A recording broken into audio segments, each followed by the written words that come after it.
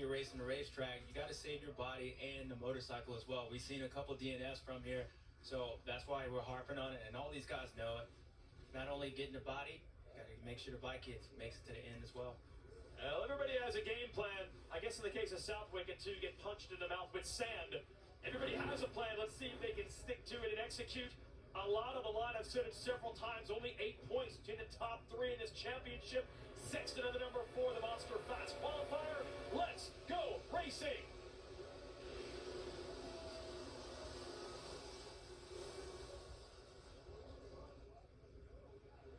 That Hunter and Chet with the good starts. They've been incredible in motocross on those Hondas. And Chet Lawrence in the lead, Hunter right behind him, and Sexton there as well. Yeah, nice move from Chase. He was on the outside of those guys. He was able to kind of square up on the inside, but Jet Lawrence is where Hayden Deegan was and exactly where he wanted to be at, out front. And Plessinger, I believe, is 4th. So the two KTM teammates, 3rd and 4th, and we're going. Phil Nicoletti. Yeah, Aaron lost the rear end, and Nicoletti was able to get up the end. No, wait, that's actually Marchbanks. Welcome back to the 26th and the 36th. I think that's Marchbanks. We're going to find out in a moment. No, I think that's Phil. That's Phil, okay.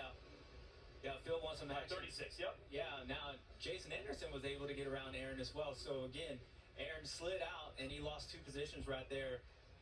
Tough break for him. He was right behind his teammate Chase Sexton. And look at that lead already from Jet Lawrence.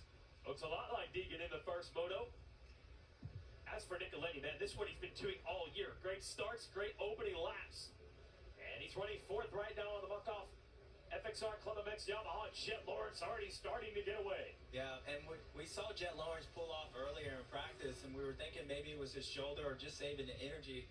But whatever it is, it's working. And I think what you're going to see just with Hayden Deegan, this is that section that we were talking about, he's just going to get out front and just try to manage this race and make it really smooth. And if he has a shoulder injury, this is exactly where you want to be and not be battling with Chase Sexton or his brother. And a look over his shoulder, and he already sees an alarmingly large lead for half a lap into a moto. Yeah, he looked back, and he had to look back even more because it wasn't there. It made a mistake, but perfect lap by him if he keeps this up. And about to be 1 lap in the books here. Lawrence and Lawrence again, Sexton 3rd. I think Anderson has managed to fight his way back through. See if he's in 4th. And that's a heck of a gap for 1 lap. Yeah, and I think, again, you get out front, and you don't know the pace. I mean, Hunter Lawrence knows, okay, my brother's going this pace, but Jet Lawrence, just like Hayden Deegan, I think these guys get out front, and they realize, like, oh, these guys are just letting this, like, they're letting the race come to them. I'm just going as fast as I can or whatever, and I'm just getting this gap because both motos, they've been had about 3 seconds on both of them between Hayden Deegan and Jet Lawrence. The first laps look exactly the same. Let's see if Hunter Lawrence can close in. And Hunter on the 96 had Sexton right next to him off the start, able to hold it in that big hill turn. And now starting to stretch it a little bit on Sexton. Anderson has fought his way back around Nicoletti. Plessinger lost those 2 spots. And he will be 6th. Cooper, Barsha, McElrath, and Kulas round out the top 10. Nice line by Chase up the inside. Now, just what we saw in the 250 class, Chase hopefully doesn't let Jet Lawrence get too far away from him, because we saw it in the 250 class. Tom had the pace, he just was too far behind. So let's see if he can do that, AC. I think we'll go JT here first. JT, what are you thinking on the number 1? Well, I was so interested to see how Jet would respond. We had a weekend off, and we know he's been healing. The shoulder's been feeling a little bit better. But this is really the first time since that crash that he has attacked on the first lap. Remember that crash happened on the first lap at Hangtown where he was really trying to push, and he was so full of confidence then. But ever since then, it's been a very strategic approach to these races. Just manage the race. Don't get out in front of your skis. But it looks like he's back to form. And if you've ever looked to see what confidence looks like, this is it. Attacking the first lap, putting in your best laps early, and trying to build that gap again. Thanks, JT. Adam Cerulo, what are you seeing? I think if you look at Jet Lawrence's resume, I mean, what he's done at his age is pretty incredible. He's won every championship there is to win.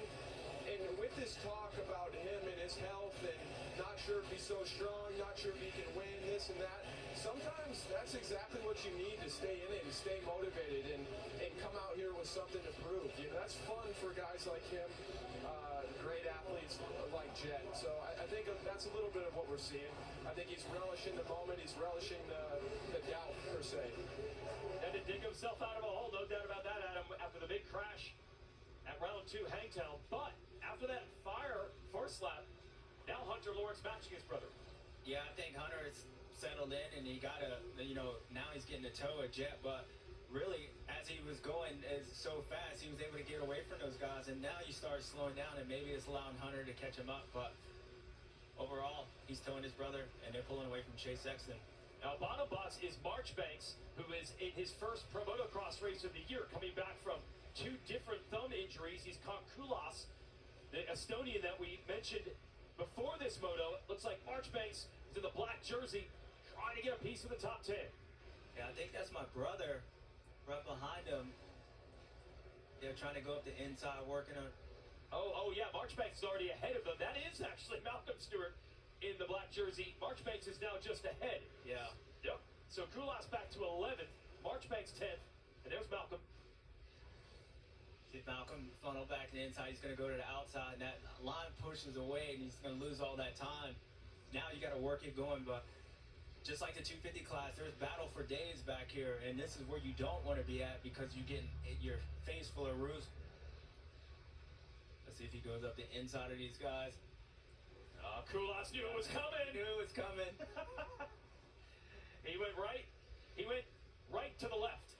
And now Malcolm going to try the outside, James. Yeah, he's going to try the outside, but then it's going to funnel back in. Now he has an option. Harry's going to have to go either inside or outside, so Malcolm might be able to slingshot, and as we broke down earlier, you got to be standing up to get there. Harry did the right thing. Let's see if he goes down there. Nope. Great job. Great riding, too, and he's not doing anything wrong. He's just going where Malcolm wants to be at. Malcolm can't really do anything about it. It's another passing opportunity, but Malcolm's going to have to be a lot closer than he is right now to get to him. And Cullen Parks in the Phoenix Honda behind Malcolm. And they're going back after Marchbanks. Oh, wait, that's a McElrath. McElrath going backwards here. Marchbanks has gotten around him. I thought they were getting back around Marchbanks. No, Marchbanks went around McElrath on that yellow Twisted T Suzuki. Kulas goes by him as well. And here goes Malcolm. Yeah, Malcolm will get around. You're going to see Big J out on the track in a minute. Don't get Dad fired up. He's going to go up the inside of him. Yeah, it looks like Shane, something's going on. Struggling a little bit, kind of standing up, laboring. You can tell the guy's not feeling pretty good. Go really far down the inside here, but Malcolm's got around. Let's see if he can close down on Harry again. And now the next Honda rider in order is Östlund, the rider from Sweden. He's actually pitting alongside the factory Honda team. He's got a special connection. It's Lars Lindstrom, as Östlund looks to make the move here. Lars Lindstrom, the team manager, well, his dad, Gunnar, a Swedish legend. He was the team Honda manager back in the day, so he's got some connections. Swedish family, they brought Östlund over, gave him some support, and he's running well right now, up to 12th. JT. Well, just looking at the international variety of this moto right now, 7 riders inside the top 20 are from a country not named America. So it just speaks to the the wide range of riders we have, and this is truly turning into an international championship. Yeah, 100%. This is when you come to this race and you start looking back, and you'll be like, who is that number? This guy's coming up on me, and Malcolm's about to figure that out right now because looks like he's got a pretty good pace, and now Malcolm's got to regroup and try to go out to Harry again. Otherwise, he's going to have a Honda on the rear end of him, AC. James, I don't know about you, but some of the scariest moments in my career were somebody passing me looking at their jersey and having no idea who they are. Did that happen to you ever? Yeah, it's happened to me. Oh, it has, okay. I got my stories, but I'm going to keep them my stories. So Alvin Östlund, there he is on the 290. Yep, there's probably a lot of fans saying, who is that guy? He's going pretty good. But he's, I believe, going to race here in Redbud. There he is. And again, got the connections over there with the Lindstrom family. And up ahead of them would be Marchbanks. Shout out to him. Had a thumb injury in Supercross. Then had a crash on press day at the Pro Motocross opener. Had a huge gash right on the inside of his thumb. But probably the worst place you can get cut to hold on to the handlebars. So then he had to miss the first 4 rounds. He's finally back now. And running 9th. Behind Barsha, who's also ailing a bit with a pair of knee injuries. Both knees hurting for Barsha. Running 8th.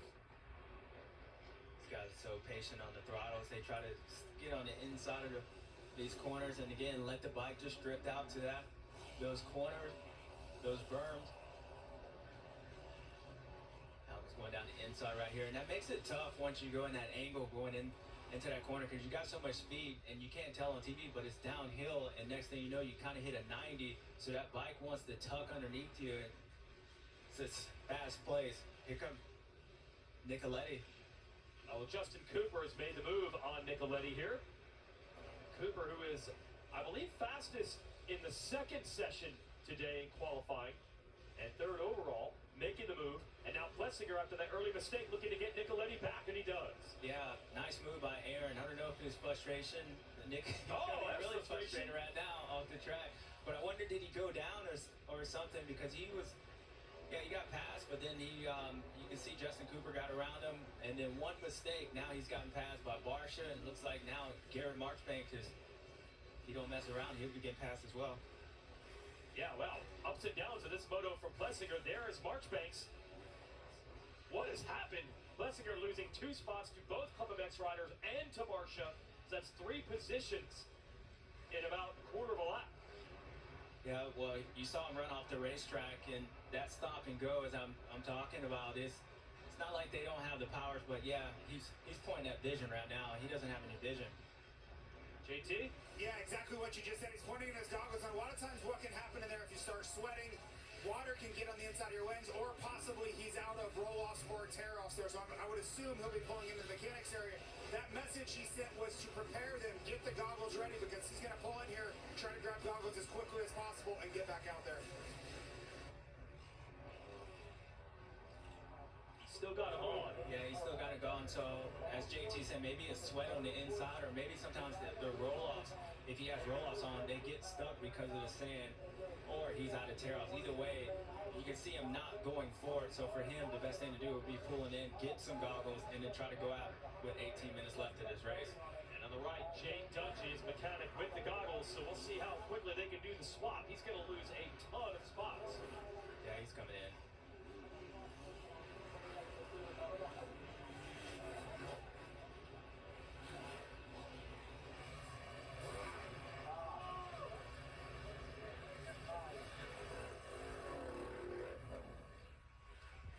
I was going to say, Aaron may be the only one out here there's any experience with this, because he used to race Grand National Cross Country where you always do a goggle swap. But it's probably been about 10 years since even he's done that. Yeah, and the way he was riding, it looked like there was something on the inside of his goggles. Because normally these guys will just wipe their, wipe it with their hands to get some kind of vision. It looked like he was riding like he couldn't see. So clearly there was more going on, whether it's a sweat or dirt. He had to come in. And all the way back to 17th place, he was battling Nicoletti for 6th at the beginning of that lap.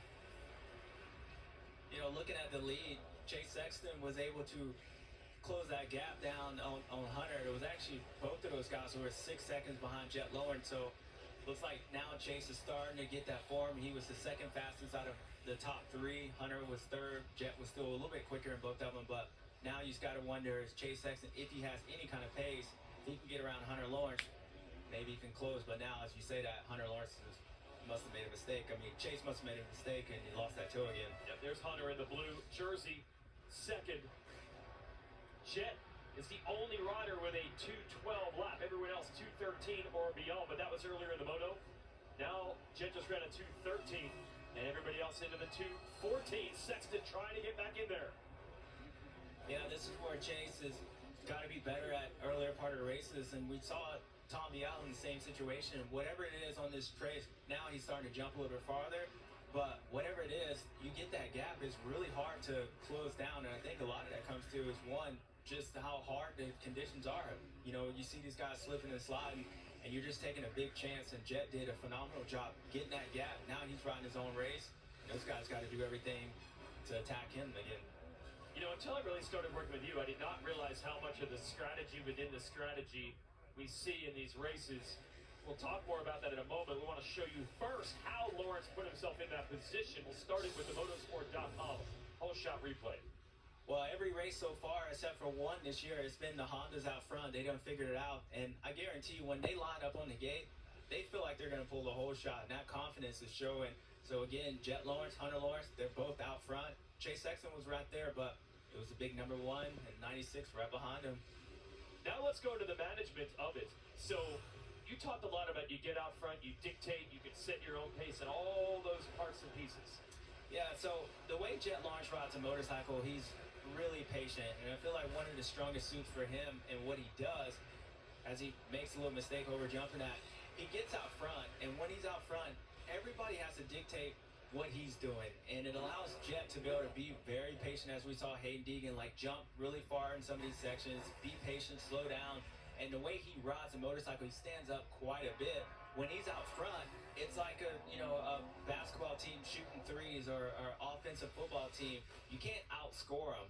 What you got to do if you're Chase Sexton, you got to be in front of Jet Lawrence. You got to make him have to ride faster and kind of do what you do. And I feel like it's, again, using that same terminology of a football team, it's almost making an offensive football team play defense, run the ball, and I think that's the only way you can do it. And when you're watching Jet Lawrence out front, if he's out front, his riding style, he's going to be hard to beat. And I feel like the only way those guys are going to beat him is make him have to push, make him not be patient, because what he does very well is why he's pulling away from you. And I think for him, it's going to be up to the rest of those guys, JT, to stop it.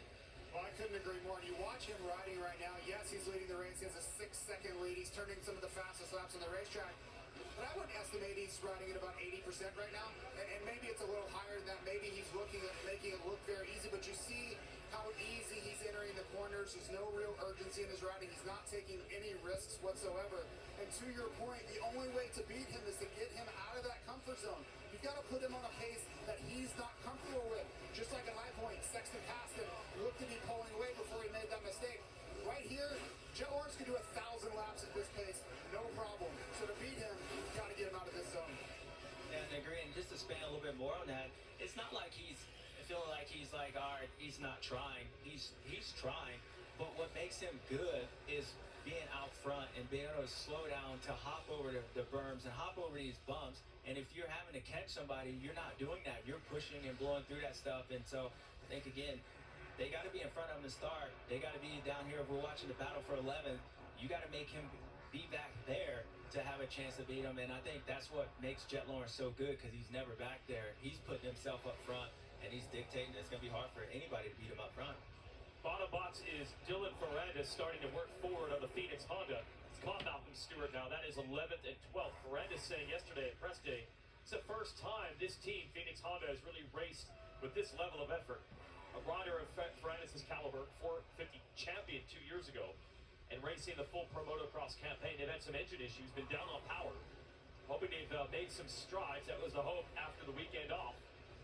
Yeah, I mean, I know Dylan's out there trying and the same thing with the team, but, you got to start to wonder with Dylan, is it becoming mental on his side? Because he is a champion. He wants to be out there battling. And I said a few weeks ago, if you're not up there competing to win or have a shot, it's hard once you won these things to be out here battling for 10th place. So I know the team, they're obviously learning, and Dylan is phenomenal on the motorcycle, and they're trying. But I'm sure a little bit of this is probably the mental side of things, too, not being able to compete, and just seems like everything else just a little bit worse when you're in that zone as well. Yeah, Southwick historically has been one of Ferrandis' best tracks. Went 1-3 to win the overall in the 450 class. Oh, whoa, scan. And now just trying to break the top 10. Yeah, when we're talking about the fluctuation in time, that one mistake, look how far Malcolm is ahead of Dylan. And he made one mistake in the corner. So when we're looking at the lap times and guys are right there and they go 2 seconds back, you just saw it play out right in front of you, and that's why the time fluctuates so much. Give you a Monster Energy Racer update. We mentioned Ferrandis. He's in 12th. Justin Cooper 5th, and Jason Anderson 4th. Anderson was running the sand track at ChefMx. He's been stationed there for a while to get some testing in. I saw the whole Kawasaki team there the week after High Point. Everybody, ECU and mapping, crew chief, Theo, the suspension guys were there, mechanics, testing the Kawasaki in the sand, end of the East Coast terrain. Got Anderson up to 4th right now as Ferrandis goes back to work. Yeah, and a lot of reason the teams do that is because, again, they try to make sure when they get here, I remember always having to change different like cylinder heads and the engine package because the bike will run a lot hotter here. So while the whole team is going down and they're riding sand tracks, they're doing that to make sure the bike can last. And at the same time, they'll work on the suspension, but it really comes down to just the team itself, making sure they got the right parts. A lot of these teams have built certain certain parts for this racetrack here, and they like to test it before they get out here. Hey, JT mentioned earlier the international battle. We have it. The Swedish rider Asplund has caught the rider from Estonia, Kulas, and this is for 9th and 10th. That's no joke. And Asplund around the outside of the red jersey going to try to make the pass. Yeah, he looked like he had some pace when he was behind my brother. And shout out to Nicoletti. He's out there battling, doing his thing, but I'm thinking that Ocelot's going to get around here in a little bit. He's starting to move forward. Yeah, I like this line right here because it gives them the option. They're going to funnel back in here. Or, no, is that 79? Yeah, that's Kulas right in front of him. Yep. And then Asplund right behind. Gotcha. Yep. Buried it in. Now he's going to be the option to build a pass is right here. As we've seen most of these guys, they funnel in and then now either go inside or outside. Let's see if he can let off the brakes to beat him to the inside. Nope. Kula said, not today, son, not today. And now you're seeing us bringing Malcolm back into this battle. And Ferrandis as well. So it could be a 4 or even 5 rider battle because Nicoletti not too far ahead in 7th.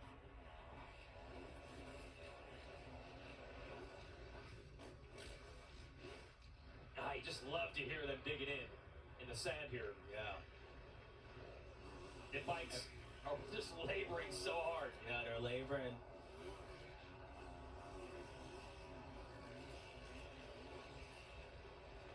Kulas doing a good job fending him off. Yeah, no, he's doing a great job. And he's, there's only certain parts of this racetrack that a guy can pass you. So he just beat the 2 parts. Now he can slow down, let him catch him, throw a little bit of roost in his face. It's hard to breathe when you got a face full of roost, and it's part of the game. You can see his number plate. You can still read it. The guy behind you can't read his. Well, I go back to that. That's what I've learned from you the last few years. It shows how many tricks you guys have of, I know when I need to go fast, and I know when I don't.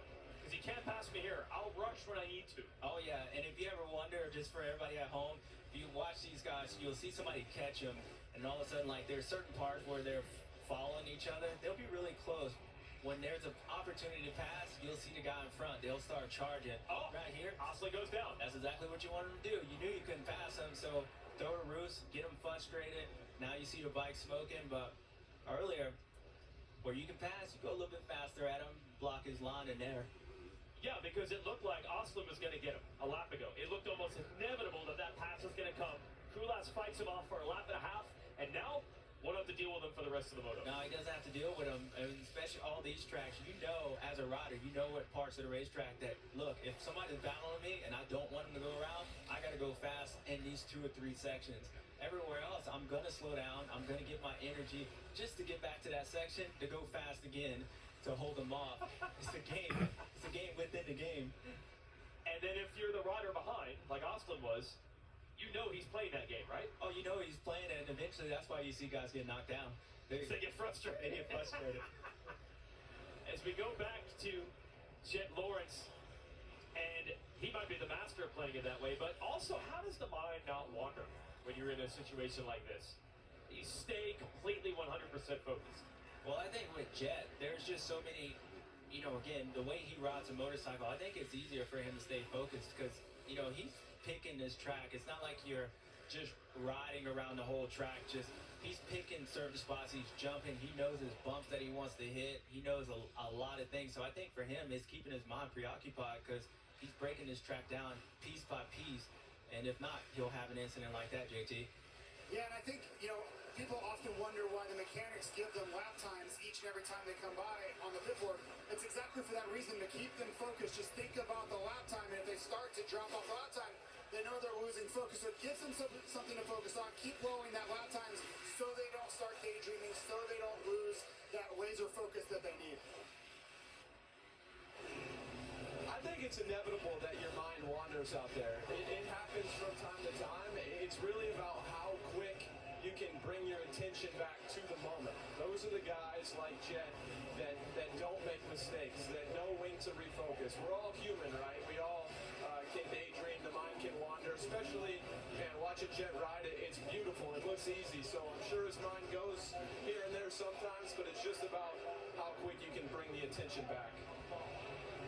Yeah, just to talk about that, I think the way Jet rides a motorcycle, we think that it's a lot easier than what it is. I mean, he's trying, and if you're trying and something's hard, you're focused in on it.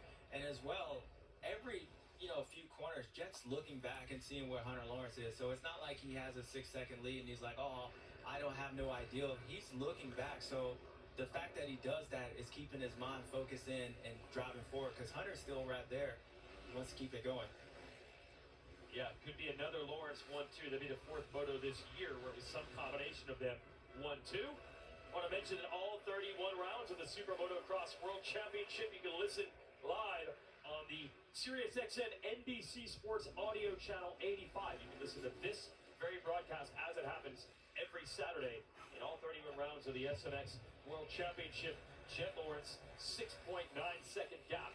And it looks like Sexton's challenge to Hunter has expired. He's all alone in third, and Anderson fourth. Yeah, you can see Jet getting caught up with these lap riders, and that's why I said for him, he's keeping an eye up on his brother, because we saw you can lose 2 seconds in one corner out here if you get caught behind his lappers, but now it's like he's got a round nose. Hunter has to get around him as well, and he's got a clean track in front of him. So Jet, to me, looks 100%. He actually looks really comfortable, more comfortable this weekend as far as his shoulder than he did last weekend, a couple weekends ago. So it's like he's healing, and right now he's definitely just managing that lead. All right, this is my brother going after Harry again. Oh, he's going after him indeed. Yeah. Is it going to work? Yeah, Big James must have stepped on that track out there. You don't want to go back down to I-4 with him. A nice move by Malcolm. Keep working on him. Eventually, you can hopefully get him. But Harry's been riding really good. Oh, Malcolm, a mistake. Is he going to give it back? He does. Oh, this is fantastic. Yeah, this is good. And Harry I think he thought he was like, all right, Malcolm's done. And Malcolm slides out. He was like, all right, no, I don't want that. I don't want that. That's a good move by Malcolm. Stay into it, AC. What you guys saw with Malcolm in that left-hand turn, how he got down to that hard base and started losing the front end. One thing at Southwick that's really important to do is to not try to make so much of your turn on the base of the track. So what that means is going into a turn, you want to be looking up and you want to be finding some part of the berm where you can make most of your turn, so you can be up on the top of the knobbies and be going as straight as possible when you are on that hard base. And Malcolm just got a little caught out there. Oh, there's Big James. There you go. There's your dad. I knew there was going to be a sighting of Bigfoot out there. There you go. There you go. Yeah. Now, is that a nod of frustration or happiness? No, he's happy. Okay, he made the move. We're good. Yeah. Okay. Yeah, no, he's still happy. Malcolm's still fighting going, so, yep, Big JT.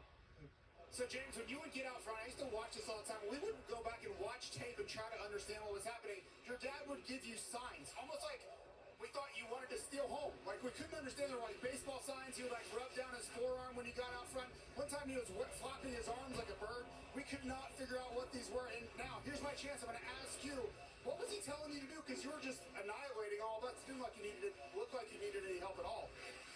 If you saw that big chicken out there flapping his arms, he was telling me to keep loose. And if he was rubbing his arms like down the side, he was telling me to stay smooth. So my dad had a huge part. Even just like my mechanic, I used to look at my dad every lap going by, because he would tell me, okay, hey, be smooth. We had our own little tricks, but yeah, that's what I was saying. Big James, he was gonna pop out on that racetrack if Malcolm wasn't moving forward. So I saw that head shake. He's good, but we had our baseball signs. You caught on to it. We waited 22 years. That was 2002 when you first jumped into the pro ring. We waited 22 years to get the answers to those questions. Yeah, and he did it every race of my career. Only time I didn't see him, I knew I was riding bad. He was walking back to the truck. So if there was no signs to be held, I was in trouble. Malcolm now into the top 10. Oh, hold on to it, buddy.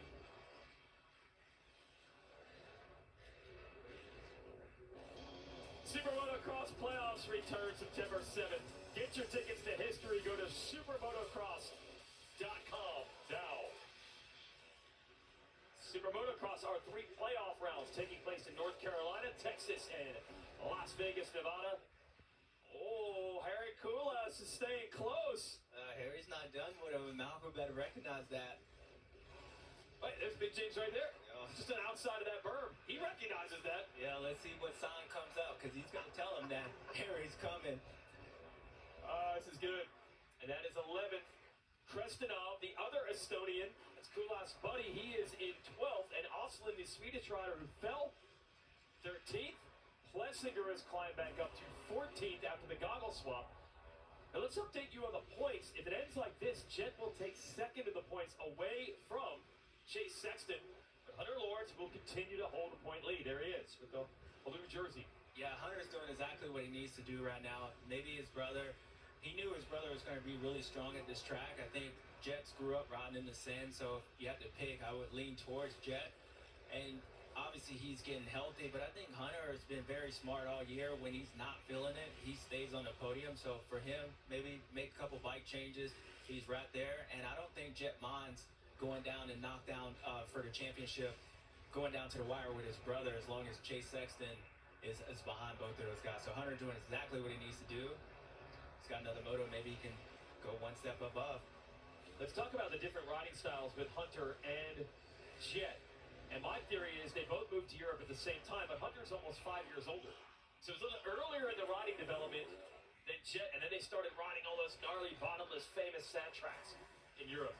Yeah, and that's exactly what you see. When I say Hunter, he sits down a little bit more than Jet, and it works on hard pack tracks. It works a lot of places. I mean, it works here at Southwick, but when you talk about a sand rider and saying, okay, what makes a good sand rider, you look at Jet, because the guy who can stand up and just be very patient, and both of them are, I think the style fits Jet Lawrence a little bit better because he grew up in there. And as you said, Hunter Lawrence was racing in Europe. He rode a lot of hard pack tracks, sand tracks, mud, where Jet was coming up, and he spent a lot of his time on the sand.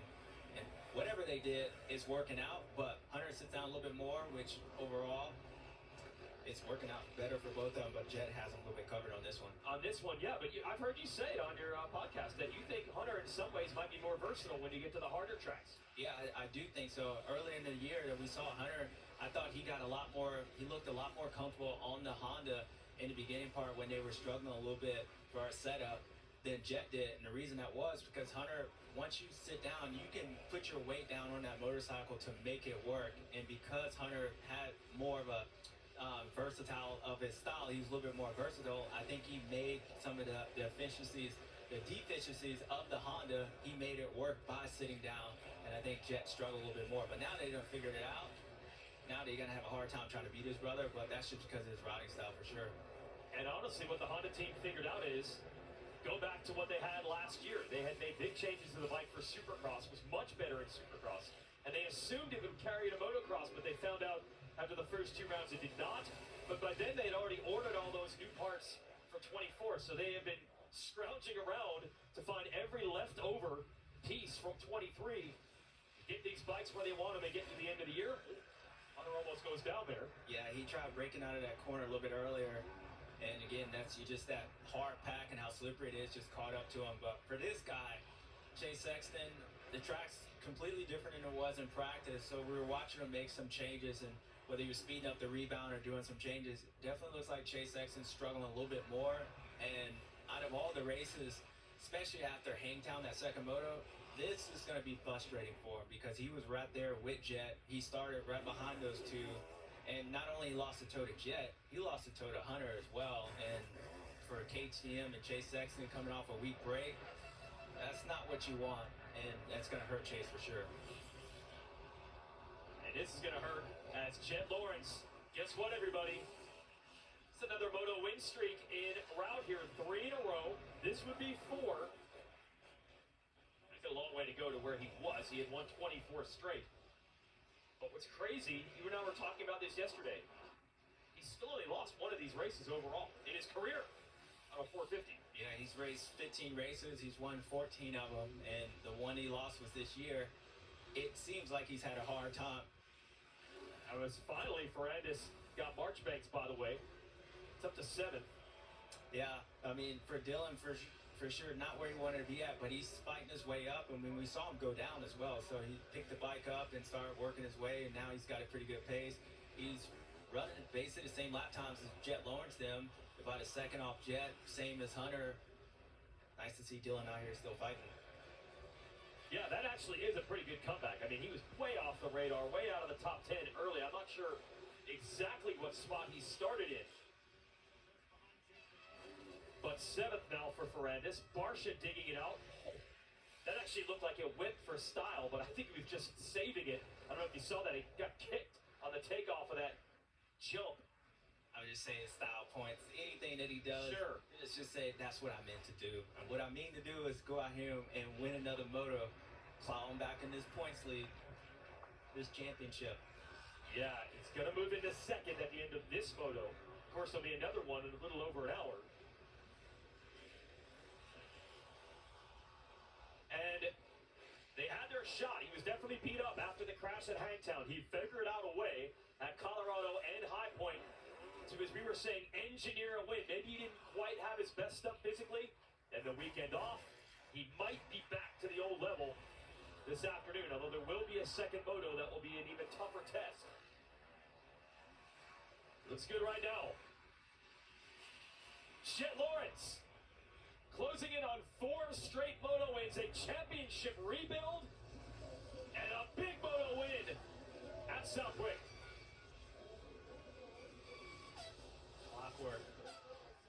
It was. Hunter going to come across 6.4 seconds back. Here is Sexton 3rd. And a huge gap back to the rest of the field as these 3 begin the breakaway in the motos and the championship. Sexton 3rd, and Anderson's going to be nearly a minute off the lead. 4th.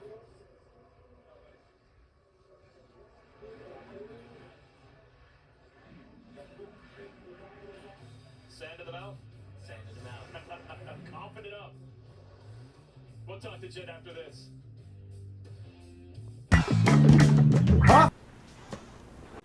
It's not what it looks like.